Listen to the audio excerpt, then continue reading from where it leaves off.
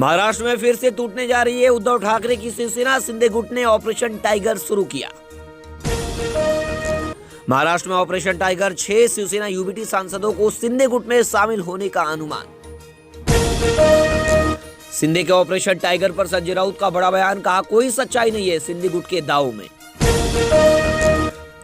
महाराष्ट्र सरकार राज्य में शिव भोजन थाली और आनंदाचा सीधा जैसी योजनाओं को रोकने पर विचार कर रही है। सूत्रों के मुताबिक इन दोनों योजनाओं की समीक्षा का निर्देश। महाराष्ट्र के नवी मुंबई में पुलिस ने एक व्यक्ति को डेटिंग ऐप पर एक युवक को धोखा देकर 33 लाख रुपए लूटने के आरोप में गिरफ्तार किया। लाडली बहन योजनाओं में पात्र महिलाओं में योजना में केवल उन्हीं महिलाओं को लाभ मिलेगा जिनकी उम्र 21 वर्ष से 65 वर्ष के बीच होगी। नीतीश राणे का बड़ा बयान, कहा महाराष्ट्र में धन रूपांतरण का विरोध में सबसे कड़ा कानून लाकर दिखाएंगे। सलमान की रेकी करने वाले 2 आरोपियों को जमानत। पनवेल फार्म हाउस के पास एक्टर पर हमला करने की थी प्लानिंग। कोर्ट बोला उनके खिलाफ कोई सबूत नहीं। सुशांत सिंह राजपूत केस, बॉम्बे हाईकोर्ट ने 19 फरवरी को आदित्य ठाकरे पर दायर पीआईएल पर करेगा सुनवाई। दिशा सालियान केस पर भी लेगा update. Vande Bharat sleeper train को मंजूरी का इंतजार। मुंबई अहमदाबाद सेक्शन पर पूरा हुआ ट्रायल। पुणे में 63 वर्षीय बुजुर्ग की हुई मौत। गुइलेन बैरन सिंड्रोम से मरने वालों की संख्या बढ़कर 6 हुई। 28 फरवरी 2025 तक तेजस एक्सप्रेस और जन शताब्दी एक्सप्रेस सीएसएफटी के बजाय दादर स्टेशन तक ही चलेगी। वंदे भारत स्लीपर ट्रेन को मंजूरी का इंतजार। मुंबई अहमदाबाद सेक्शन पर पूरा हुआ ट्रायल।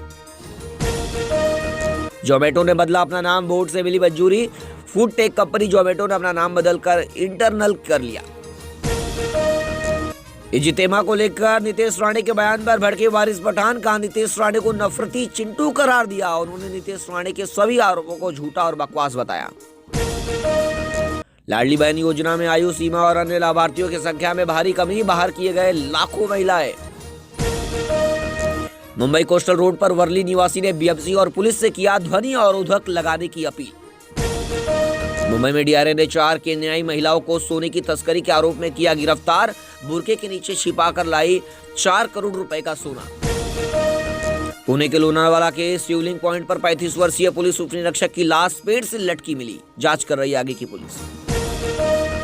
सेंट्रल रेलवे ने नया एसी लोकल रैक किया प्राप्त। टेस्ट के बाद मुंबई कोरो के लिए होगी शुरुआत। गर्मी में मुंबई कोरो की यात्रा को आरामदायक बनाने के लिए रेलवे ने उठाया कदम।